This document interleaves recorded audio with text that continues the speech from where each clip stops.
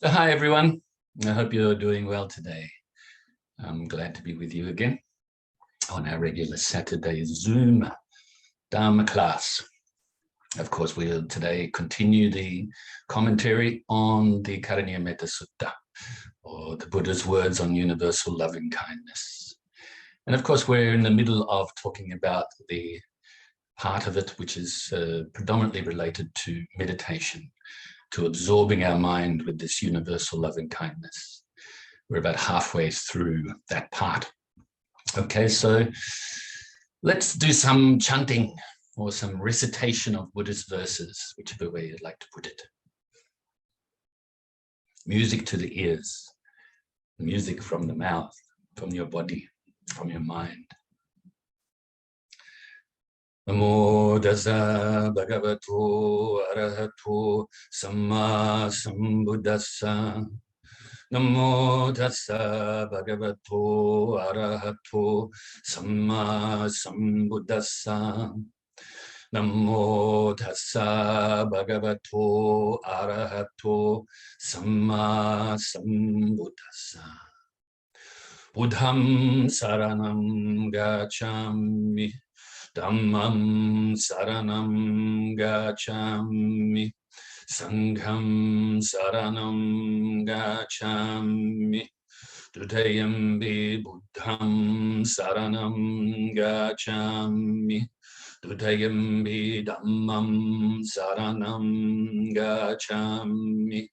Dutiyampi Sangham saranam gacchami. Tatiyampi Buddham saranam gacchami. Tatiyampi Dhammam saranam gacchami. Tatiyampi Sangham saranam gacchami. Namo Buddhaya, Namo Dharmaya, Namo Sanghaya. Namo Buddhaya, Namo Dharmaya, Namo Sanghaya. Namo Buddhaya, Namo Dharmaya, Namo Sanghaya. I take refuge until I am enlightened in the Buddha, the Dharma, and the Sangha. Through the positive potential I create by practicing the 6 paramitas, may I soon attain enlightenment in order to benefit all sentient beings. I take refuge until I am enlightened in the Buddha, the Dharma, and the Sangha. Through the positive potential I create by practicing the 6 paramitas, may I soon attain enlightenment in order to benefit all sentient beings. I take refuge until I am enlightened in the Buddha, the Dharma, and the Sangha. Through the positive potential I create by practicing the 6 paramitas, may I soon attain enlightenment in order to benefit all sentient beings. May all sentient beings have happiness and its causes. May they be free from suffering and its causes. May they never be parted from their happiness beyond suffering. May they abide in equanimity, free of bias, attachment to the near, and aversion from the far. I shall cause this. Great compassionate Buddha, please inspire me to be able to do so. Reverently, I prostrate with my body, speech, and mind, and present clouds of every types of offerings, actual and mentally transformed. I confess all of my negative actions accumulated since beginningless time, and rejoice in all the virtues of all holy and ordinary beings. Please remain until cyclic existence ends, and turn the wheel of Dharma for all sentient beings. I dedicate the virtues of myself and others to the great enlightenment. However innumerable all sentient beings are, about to save them all. However inexhaustible my delusions are, about to extinguish them all. However immeasurable the Dharma teachings are, about to master them all. However endless the Buddha's way is, about to follow it completely. Om Mani Padme Hum. Om Mani Padme Hum. Om Mani Padme Hum. Tayata gati gati parasam bodhi soha. Tayata gati gati parasam bodhi soha. Tayata gati gati parasam bodhi soha. So those last two mantras, just to remind you. The first one is the Great Compassion Mantra. And the second one is the Heart Sutra, the Perfection of Wisdom Heart Sutra mantra. And therefore we are chanting these mantras so that we can develop and eventually unify and perfect wisdom and compassion. So the compassion based on wisdom and the wisdom based on compassion, unified together. And just before we started recording the class, I did a couple of mudras. I know that some of you are very interested in mudras. And I can't really show you these mudras now so that you can do them yourself. They go along with certain mantras in the Vajrayana tradition as well as Japanese tradition as well. So the first one like this, putting like that. Om Ramum Siram Om Mani Padme Hum Om Sale Sule Sande Swaha, and so on. The other one's a little bit more difficult. This is known as the heart-to-heart mudra. Om Bara Bara Zumbara Zumbara Andere Westami Ha Lulu Jere Jola Jere Soha. So maybe you can look at the video and see if you can do those ones. That last one's very difficult. If you have if your hands are a little bit tight, you have to put fingers like that, stuff. So you know, I learned these over the years from my teachers, and I just share with you today. It was really lovely. It's the first time for quite some months that I had FaceTime on the phone with my master Chanting in California. The master's English, since he's got older, he's now 90. And since he's got older, his English, and I haven't been there, his English has deteriorated a little bit. He's still pretty good. His pronunciation is still very good, but he forgets some phrases and words.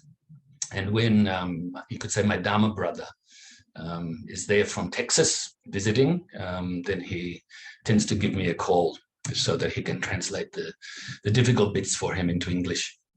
And my Vietnamese has, apart from greetings and a lot of Dharma words, has kind of disappeared after all these years of not being there full time.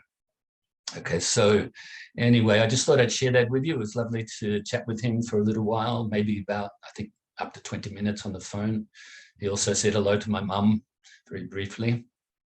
And he's still looking very healthy, even though he did have some health problems back around the start of the year, where he was in hospital for a short period. And but anyway, he's doing pretty well. And he did actually say to me, maybe jokingly, I don't know, but he's going to stay alive enough, long enough so that I can go there and take over from him in the temple. So, but of course he understands the reality of it here, and I'm here with Mum now, and also, you know, Australia being the home. Now, of course, I did live in California for 8.5 years back then. And so, and visited him, last time I was there actually was more than, I think, 12 years ago now. So it's quite some time since we actually spent time face to face together. So anyway, whatever I know in the Dharma, you know, whatever I have learned, even though I, you know, studied a little bit before that in the Tibetan tradition for periods, but I always put down to my teachers, him especially.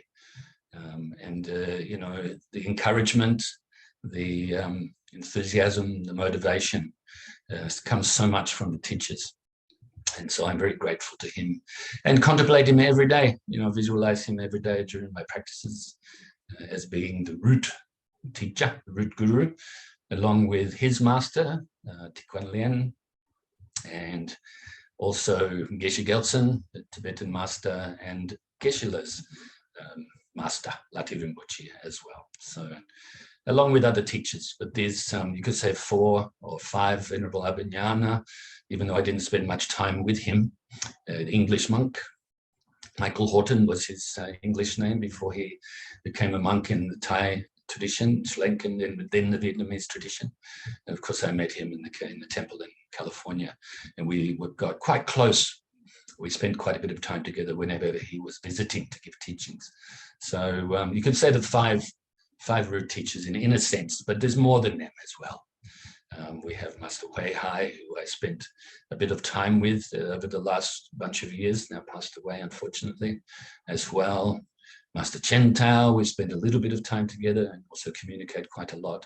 So all of these beings, all of these wonderful bodhisattva monks, you could say, they are my teachers, and you are my teachers as well. We are all each other's teachers. We're all students of the Dharma. And we need to inspire each other as much as possible to study, maintain pure intentions, to put the teachings into practice after contemplating them and absorb your mind with them. And so I just thought I'd share that little bit with you, and hopefully this inspires you as well. Definitely it inspires me, just the thought of the master and the masters, but also just share a little bit of FaceTime with this modern technology that we're very fortunate to have, if you utilize it correctly, was very lovely. And so now once again, I'll say the same thing, forget everything I just said, and we'll do some short meditations. So let's initially to release the tension in the body. So gently close your eyes, lips gently touching, in a comfortable position for yourself. And let's release the tension from right at the bottom of the body, all the way up to your shoulders, down to your fingers, and back up again to the top of your head. You can release it through your mind, or if this is a little bit difficult, if it's more chronic problems and pain, maybe you can release it as much as you can after taking a big in-breath and then having a long out-breath and release it on the out-breath. Or you can manipulate the body a little bit. But once we enter into the breath meditation, try to keep your body still during this time. This will help your mind to be still. But right now you can stretch a little if you like. So releasing all of this tension. Once you've done it all through your body, scan your body again to see if there's any more that you can release.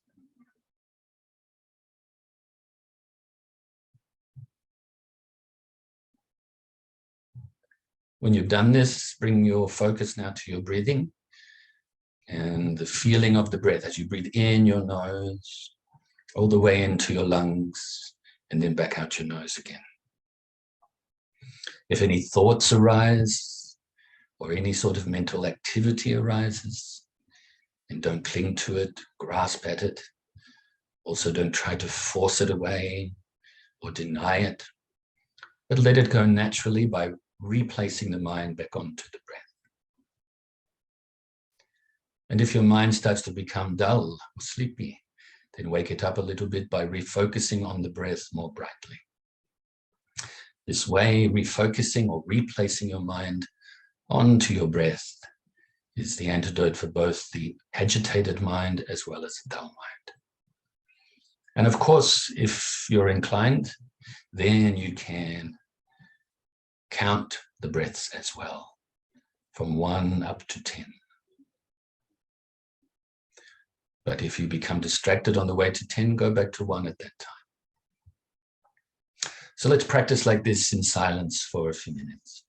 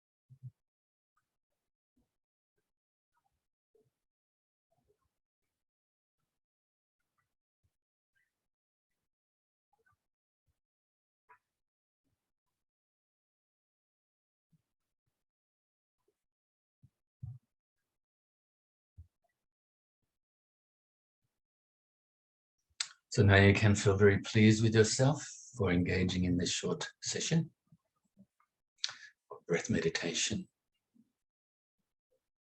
Now we will switch techniques to the loving kindness meditation.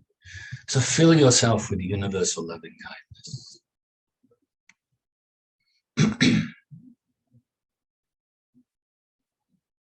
You can do this just with the feeling, or you can use visualization and visualize your whole being filling with white light or white nectar.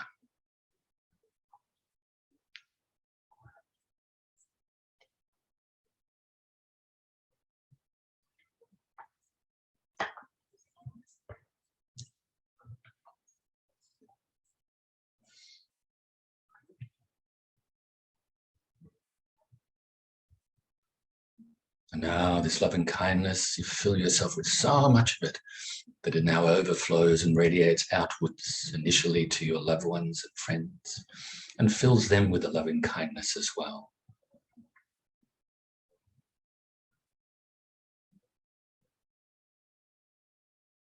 And also to strangers, and even those that you may regard as enemies. So the three types of people from our own perspective: those we have attachment towards, those we are indifferent towards, and those that we may have an aversion towards. May they all now be filled with universal loving kindness. May they be happy. May they be free from suffering. And may they be peaceful. And now we will radiate out further and further distance-wise, starting with all of the beings around your immediate area right now. All of those living beings, the human beings, the animals, the insects, the unseen beings, whether they live in the waters, on the land, in the air, born from wombs, eggs, moisture, or through transformation.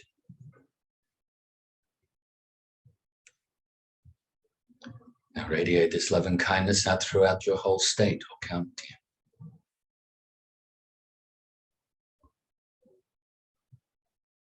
And other states and counties throughout your whole country.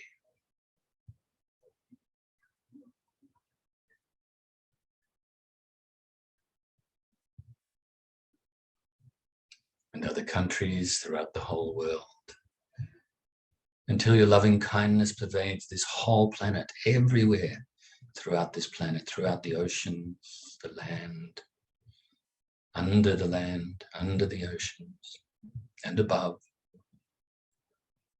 throughout all directions.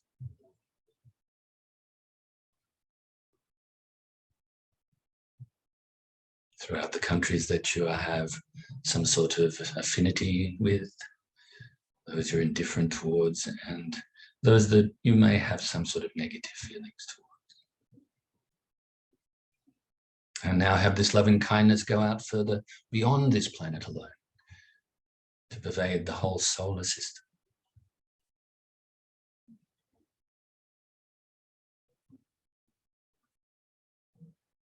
And the whole galaxy.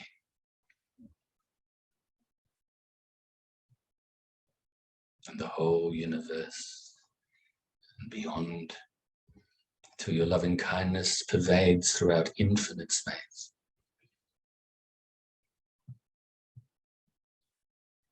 Whilst also being present here and now, and let's recite the dedication prayer. Due to this merit, may I soon attain the enlightened state of the Buddha, so that I may be able to liberate all sentient beings from their suffering. May the precious body Chitta, not yet born, arise and grow. May that born have no decline, but increase forevermore. And may the precious view of Shunyata, not yet born, arise and grow. May that born have no decline, but increase forevermore. Namo Buddhaya, Namo Dharmaya, Namo Sanghaya.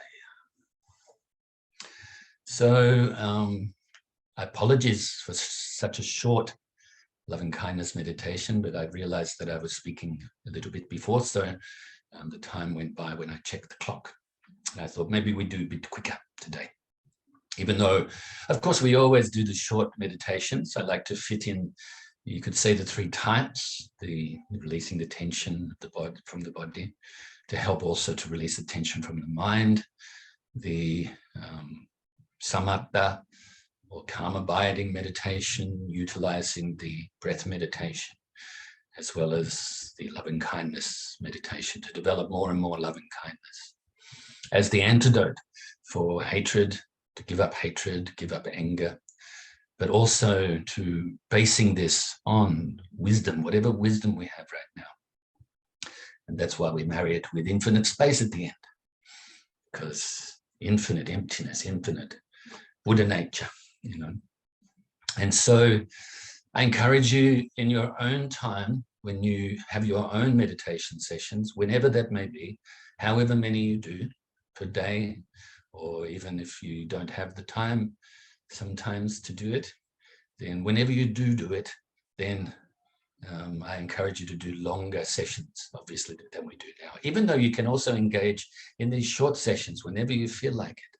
Whenever your mind starts to become really agitated, and if you have the time, ability at that time, then you should do it, the short sessions. But try to sort of challenge yourself a little bit so you can improve. And even if you do have really good concentration, for instance, then increase the length of time you're able to concentrate for until you develop this one-pointed concentration eventually. And it's likewise with the loving kindness meditation. You know, especially sometimes you should pay attention to those beings you have an aversion towards. Extend a loving kindness towards them. It may be more difficult to do so. And as you do so, you're starting to give up your bias, you know, because some beings, they may have been nasty to us, or their behavior may disgust us, for instance. Then actually, we should give up these types of emotions, these types of feelings that we have, by using the antidote of loving kindness together with compassion. And like I said, whatever wisdom that you have right now. And this leads into the discussion today, by the way.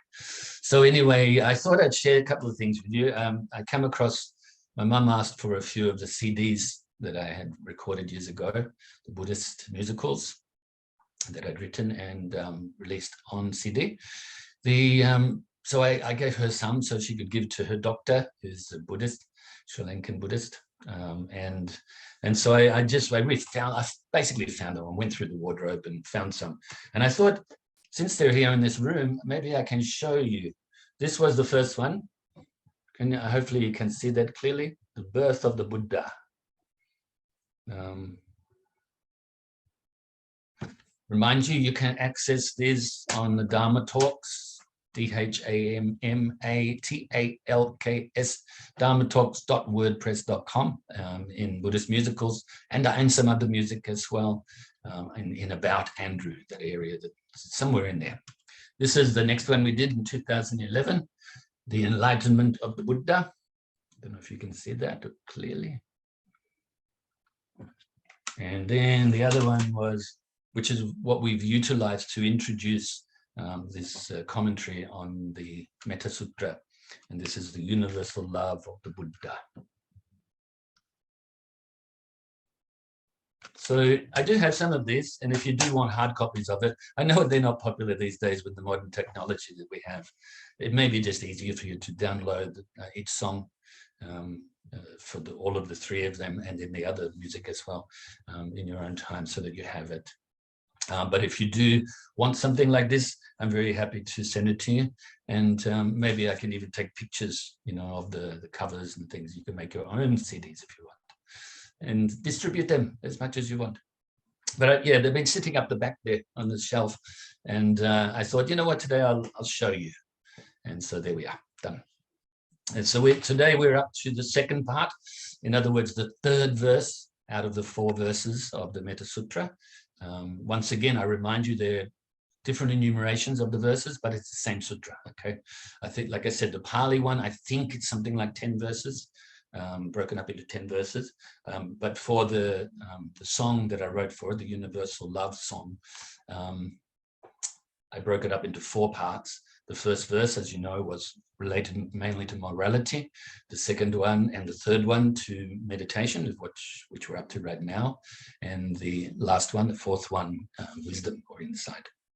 And so we're up to the second part of the meditation part. Just to remind you, the first part that we finished up last week was all sentient beings, whether weak or strong, great or small, short or tall, seen or unseen, near or distant, born or to be born, may they all be happy. And so today we will start. Let no one deceive or despise any being in any state.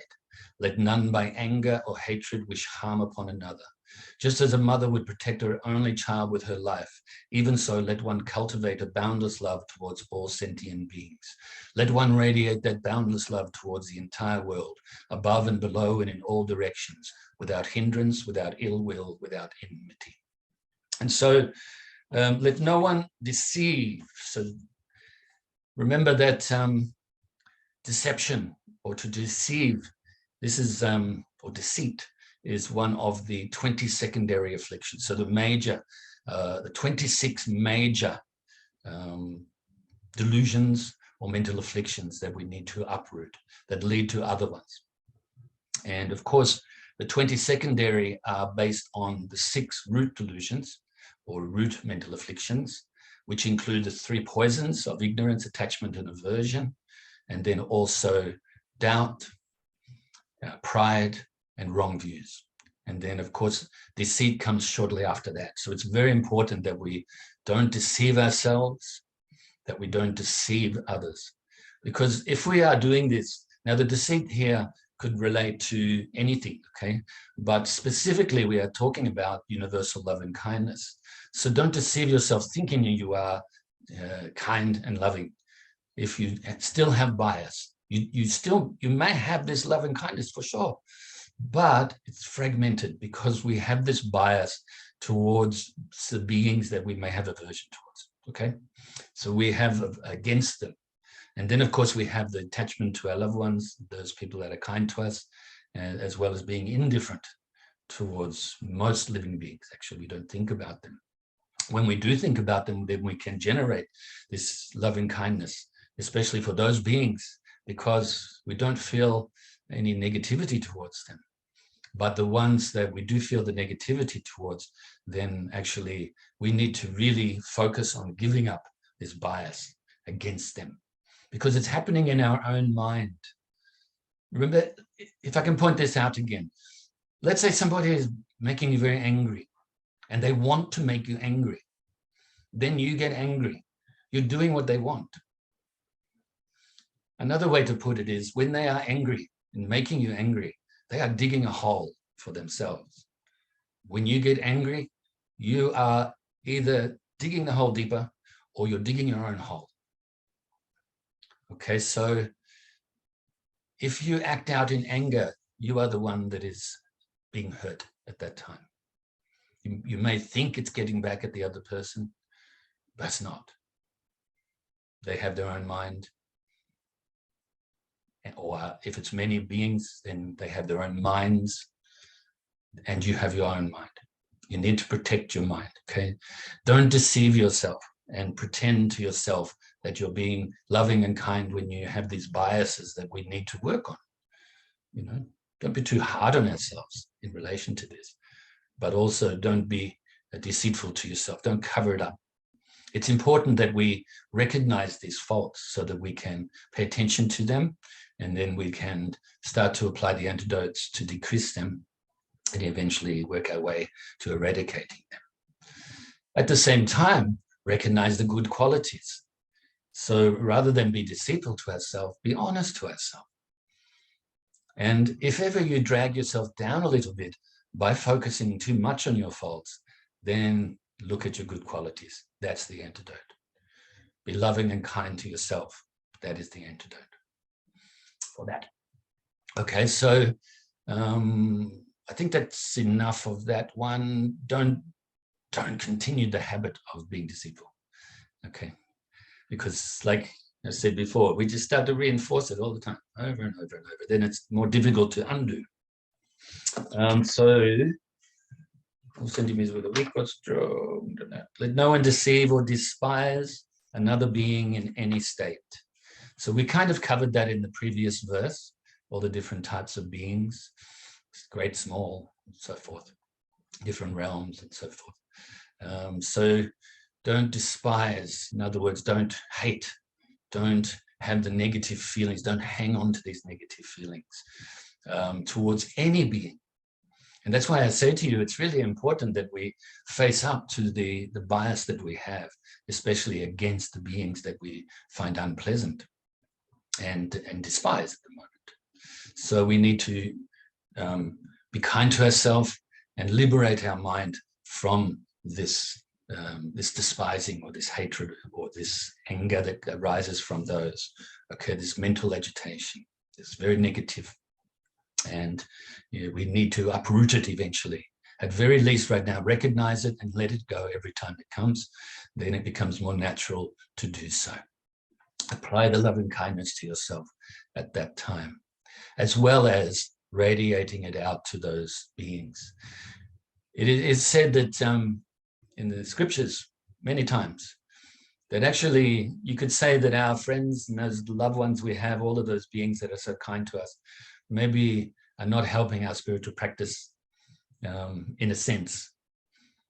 Of course they are, in a sense as well, by being kind and being nice and everything, but also because we give rise to more and more attachment and maybe become complacent in our practice, especially the practice of recognizing and decreasing and eventually eradicating our faults, purifying our mind, in other words. And those beings that are nasty to us, those horrible beings that we may have the really strong negative feelings towards, actually are helping us on the path.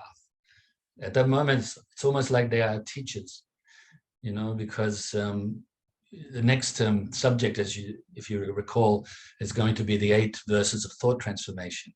And the, the 6th verse, I think, it says, if someone that I've benefited hurts me very badly, I will see that person as my supreme teacher. So you may be kind to somebody and then they actually do really nasty things back. But actually at that moment, they give you the opportunity, or you allow yourself the opportunity actually to get inside your mind, recognize the negativities that have arisen, and then let them go and replace them with a good attitude, replace them with good qualities and mental qualities. And so I think you can understand what I mean, even though this can be very confronting to do this, and you will probably have a resistance against doing this, but give up that resistance. Okay, the ego, our so-called ego, or our attachment and belief in ourself, is very tricky, and it's working to protect itself. If I can talk about it just as a third person right now, it's working to protect itself from getting exposed as nothing but cause and effect, in a sense. Okay, actually, the enlightened mind, if you'd like to use that word or that phrase or expression just for convenience, the enlightened mind is totally free of all of that stuff, And so, but of course, the habitual tendency we have to cling to this so-called self, like I said, is very tricky, very sticky, and will do anything to protect itself. So if you have a resistance to facing up to your mind, to your faults, to purifying your mind from these faults, and then or of these faults, then, and also recognize your good qualities so you can increase them. If you have resistance to this, then give up the resistance, okay, because it will lead to more resistance, okay, that reinforce that habit again. Okay, so I think we covered that line. Let no one deceive or despise another being in any state. Let none by anger or hatred wish harm upon another. So this is going a little deeper now. Try to maintain a pure intention. Try to maintain this mind of loving kindness based on equanimity as much as you can, okay, as well as the mind of compassion and the mind of empathetic joy. Don't wish harm upon anybody. Don't harbor hatred. Whenever you do, let it go. Don't harbor anger. It hurts you only. Okay, and have this nice feeling towards living beings, even if you don't condone their behavior. You know, it's really important to look after your own mind to do that. Okay, and I will just recite the next little bit as well. So to reiterate that bit, which we've covered, I believe. Let no one deceive or despise another being in any state. Let none by anger or hatred wish harm upon another. Just as a mother would protect her only child with her life, even so let one cultivate a boundless love towards all sentient beings. Let one radiate this boundless love towards the entire world and beyond, by the way, above, below, and in all directions, without hindrance, without ill will, and without unfriendliness or enmity.